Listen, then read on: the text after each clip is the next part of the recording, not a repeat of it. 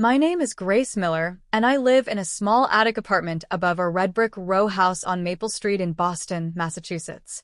The rent is $1,250 a month, and every squeak in the floorboards reminds me that I'm renting air more than space. My ceiling slopes so low I have to bend near the window, but that little window gives me the best view of the harbor lights.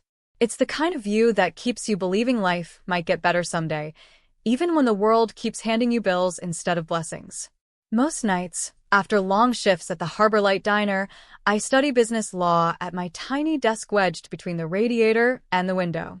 My tuition at North Shore Community costs $18,400 a year, and I pay it one piece at a time through double shifts and tips that barely fill an envelope. My plan is simple: survive the diner, finish school, and one day open a small cafe of my own. I just never expected that the start of that dream would come from something as quiet as kindness. The Harbor Light Diner sits on the corner of Elm and Water Street, a silver-trimmed relic from the 1960s. The neon sign flickers most nights, and the wallpaper is dotted with blue whales fading at the edges. My manager, Rick Dalton, runs the place like a drill sergeant in an apron. He counts napkins, times bathroom breaks, and threatens to dock wages if someone forgets to log a coffee refill. I've worked there for 3 years, and I know every regular by name and habit. Construction crews from South Boston, night nurses from the hospital, and cab drivers from Logan Airport, they're the heartbeat of that diner. It was a windy Tuesday when I first noticed her.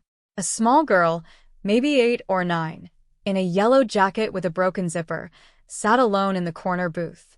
Her hands were tucked under her legs, and she studied the laminated menu like it held answers to more than breakfast. When I walked over and asked what she'd like, her voice trembled, barely a whisper. "Egg sandwich, please."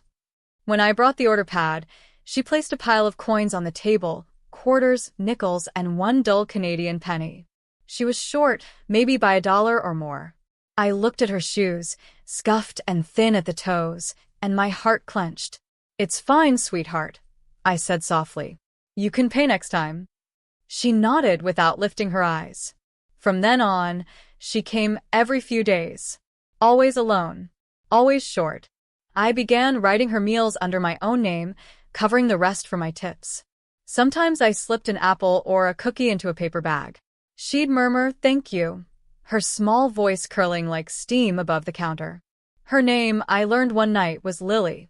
It became our quiet ritual, one sandwich, one smile, one unspoken promise. Until the morning Rick caught on. The diner was packed that Friday. The griddle hissed, the coffee machine clanked, and the air smelled of syrup and frying butter. Rick stood at the counter, tallying receipts like they were lottery tickets. I'd just delivered Lily's sandwich when his voice boomed across the room. "You know she can't pay, yet you serve her anyway?" Every head turned. Forks froze midair. The chatter died like someone had flipped a switch. Rick jabbed his finger at me, then at Lily. "Do you want your wages docked, Grace? This isn't a charity." The blood rushed to my ears. Lily's small shoulders folded inward. I could see the shame spill over her like cold rain. I stepped closer and said, steady but shaking inside, "I'll take it from my tips." "She's hungry, Rick." He sneered. "You think you can just rewrite company policy because you feel sorry for every stray that walks in?" "She's a kid," I said quietly, "and you have enough pancakes to feed half of Boston." His jaw tightened. "Clock out. You're done for today." I looked around the diner. The nurses, the drivers, even Martin the cook behind the counter. All of them watched but said nothing. I took a breath, walked to the corner booth, and knelt beside Lily. "You didn't do anything wrong," I told her. "You hear me? Not a thing." She clutched the sandwich with both hands, eyes wide with guilt. "I'm sorry," she whispered. "Don't be." I smiled and held the door open for her. "Eat and come back when you can." When the bell above the door jingled and she disappeared into the gray morning, the diner felt hollow. Rick stomped back to his office, muttering about thieves and fools. I finished my shift in silence, cleared tables no one had touched, and wrote her unpaid meal under my own tab. By the time I got home that afternoon, the city sky had turned gold. I kicked off my shoes, sat on the worn carpet, and opened my textbook, but the words blurred. All I could think about was Lily's small frame, her fingers wrapped around that sandwich like it was the only good thing she'd had all day. The world, I realized, has rules made by people like Rick, rules about receipts, profit margins, and what counts as worth it. But there are also quiet rules written in hearts. Feed the hungry. Defend the small. Be decent even when no one's watching. As the streetlight outside flickered to life, I leaned back against the slanted wall and stared at the ceiling. The apartment smelled faintly of coffee and dish soap from my apron. I thought about the girl in the yellow jacket and wondered where she was sleeping that night. I hoped it was somewhere warm. That was the night I decided I would never let someone shame me for choosing kindness.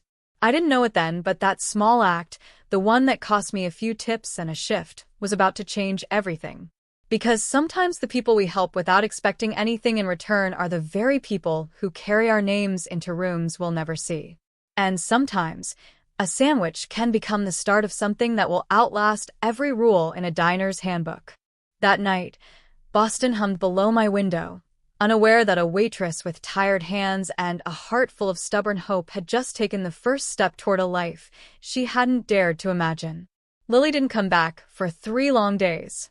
Each shift felt quieter without her small yellow jacket in the corner booth. Every time the doorbell above the diner rang, I found myself glancing up, hoping she'd walk in again. She didn't. By the 4th day, I'd convinced myself I'd never see her again, that maybe her family had moved, or worse, that my kindness had somehow caused her trouble. That morning, the city wore its usual November gray. The harbor wind rattled the diner windows, and the smell of bacon and coffee filled the air. I was halfway through my shift when I heard the bell jingle and looked up and froze. Lily was back. But this time, she wasn't alone.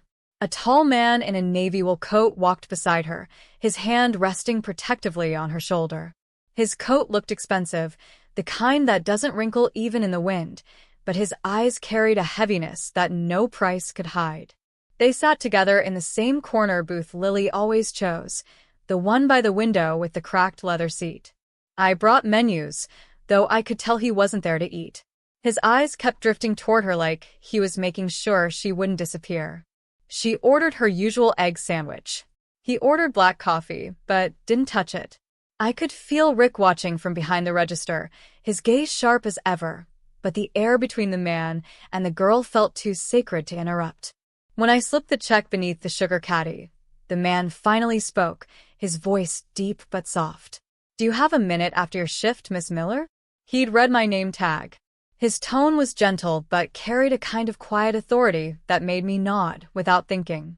After I clocked out at 2, I found him waiting outside beneath the diner's flickering sign. The wind had picked up, carrying the faint salt of the harbor. He introduced himself as Thomas Whitaker. The name rang in my head like an echo. I'd seen it in newspapers, maybe in the business section. Whitaker Logistics, a major shipping company with offices in New York and London. But none of that mattered in the way he said his name. It was tired, like it had once meant something, and now didn't.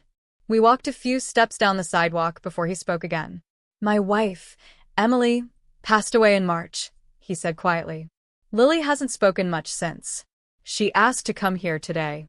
She said a kind lady works here, the one who helps when words don't come." I turned toward the diner's window.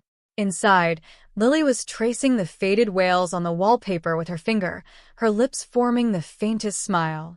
"It was nothing," I said softly. Thomas shook his head. "You'd be surprised what nothing can mean to someone who's lost everything." Before I could answer, the diner door opened and Rick stepped out, pretending not to notice us.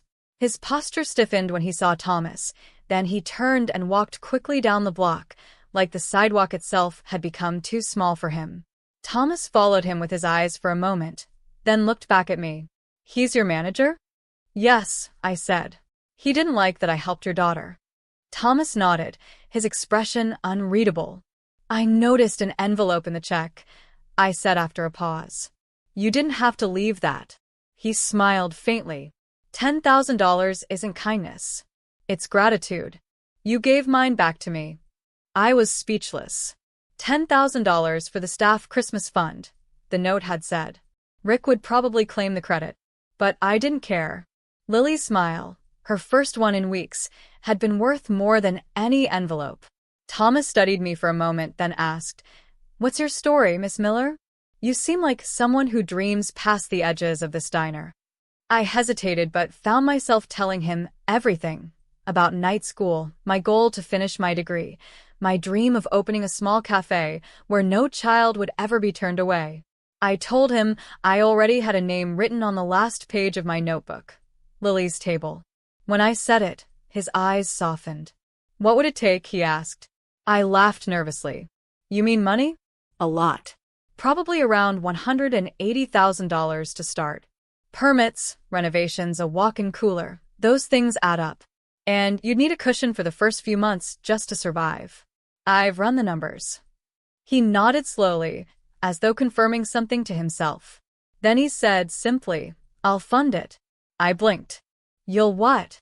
He met my eyes, his voice steady. "Full cost. A grant, not a loan. You'll pay it forward, the way you already do.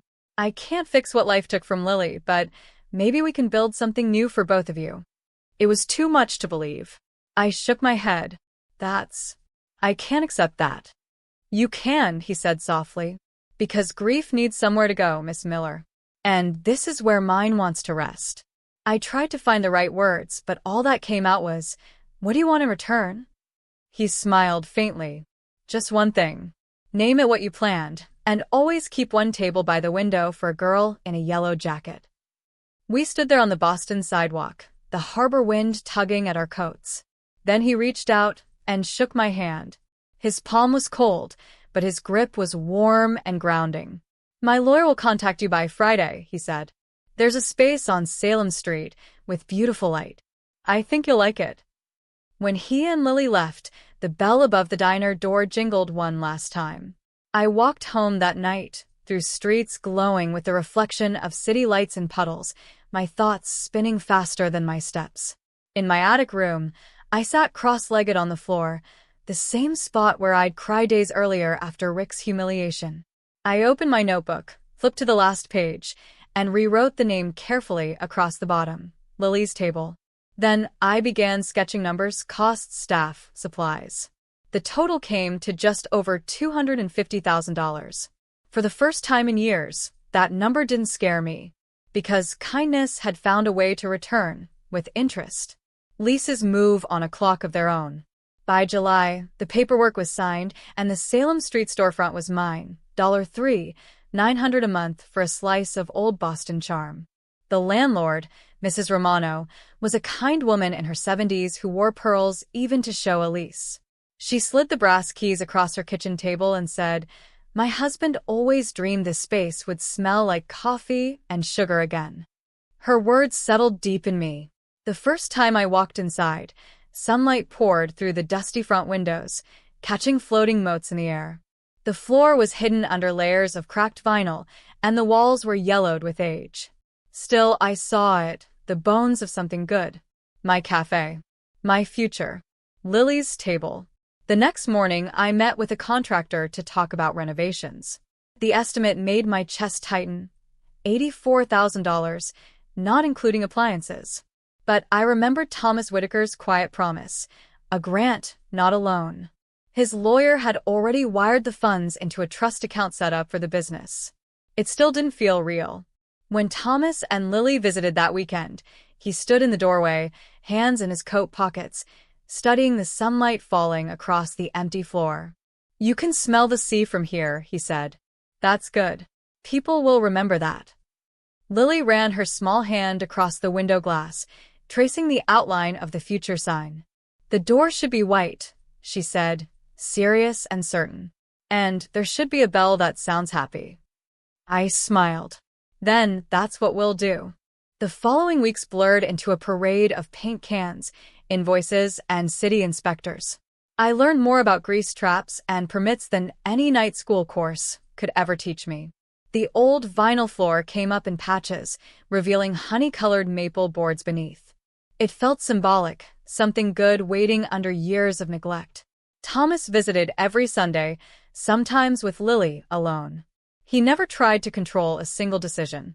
Instead, he'd ask thoughtful questions. Where should the outlets go for laptop users? Or do you want bar seating by the window? He was still grieving, but I could tell this project had become part of his healing. On one of those Sundays, Lily helped me paint the front door. We set up a radio by the window, dipped our brushes into white paint, and spent the afternoon making slow, uneven strokes that somehow looked perfect together. By sunset, the door gleamed, and the smell of fresh paint filled the street. I hung a small brass bell above it, the kind that rings like laughter. 2 days later, as I stood on a ladder hanging string lights, I saw Rick Dalton standing on the sidewalk outside. My heart lurched. He looked older, or maybe just smaller, without the diner behind him. He shoved his hands into his pockets and stared through the window at the wooden sign I'd just finished, Lily's Table in blue script. He didn't come in. He just nodded once, then turned and walked away toward Haymarket. For a moment, I felt a sting of anger, the memory of his shouting, the humiliation. But then it faded. The diner had taught me how to carry 5 plates at once, how to smile through exhaustion, and how to stand up for a child. That was enough. By October, the cafe was ready.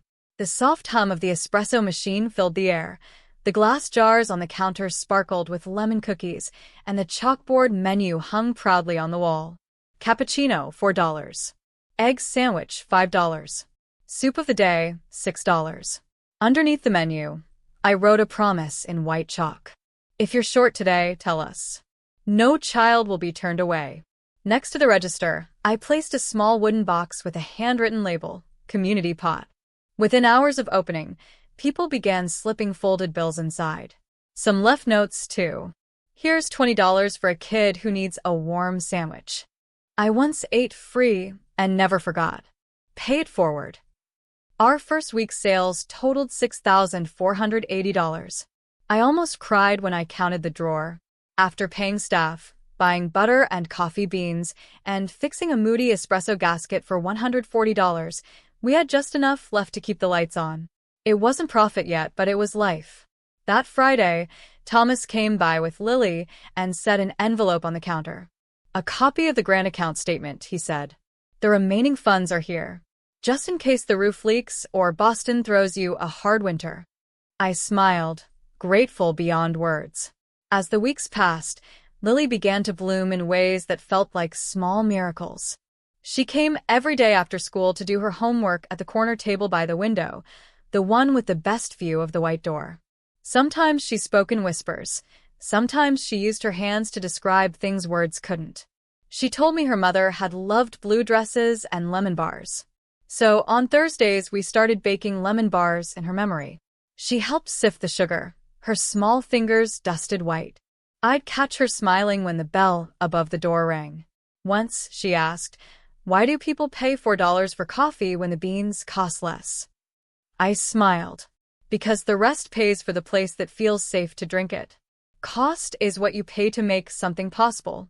Price is what keeps the lights on. Profit isn't a trophy. It's a seatbelt for the future. She nodded solemnly and wrote my words in a notebook shaped like a star. Winter arrived suddenly, sharp and cold. One evening, as snow began to fall, a boy about Lily's age came in, soaked through, sleeves dripping, shivering with hunger. He had $2 in his hand. "Can I just get soup?" he asked. I nodded and made him a sandwich, too. When I handed it over, he tried to give back one of the dollars. I told him to keep it. He blinked hard, like no one had ever said that to him before. Lily watched from her table. When he finished eating, she stood, opened her star-shaped notebook, tore out a page, and slipped it into his backpack along with 2 pencils. She didn't say a word. He looked at her like she'd just handed him a piece of light.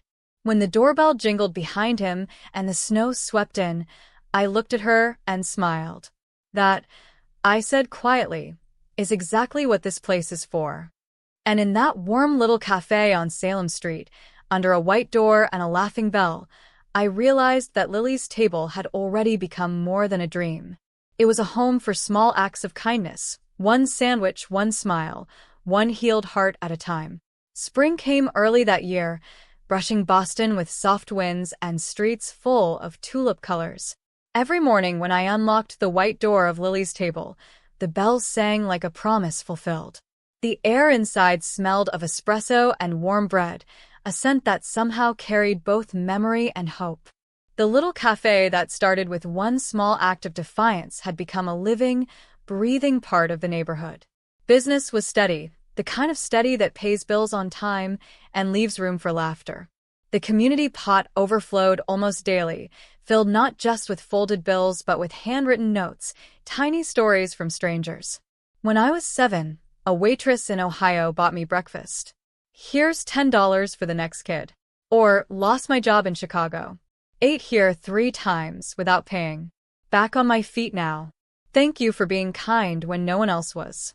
Those notes meant more to me than profit margins ever could. Still, the numbers mattered too. We had served 40,000 cups of coffee in under a year and given away more than 1,000 meals. We were solvent, growing, and ready to last. For the first time in my adult life, I felt what it meant to be secure. That spring, I finally moved out of my attic apartment on Maple Street. It had been my shelter through years of scraping by, but it was time to close that chapter. I found a small 2-bedroom condo in South Boston, $342,000, with a 20% down payment I'd scraped together from my savings and the community bonus Thomas insisted on calling a leadership investment. When I first stepped inside, the place smelled like new paint and sunlight. There was space for a real couch, a quiet desk in a corner, and a window that overlooked the harbor. I placed my night school diploma on the shelf beside a vase of lilies. For the first time, my tears tasted like joy, not exhaustion. The cafe grew too. I hired 2 more baristas, Maya and Ben. Maya was an art student who painted our chalkboard menus with little flourishes of flowers and hearts. Ben was a single dad who worked mornings while his son was in kindergarten. Together, we built something that felt like family. Every Saturday, we hosted Story Hour. Local teachers read picture books to kids while parents sipped lattes. It started small, 3 children, 2 lattes, but by the end of summer, it filled every corner of the cafe.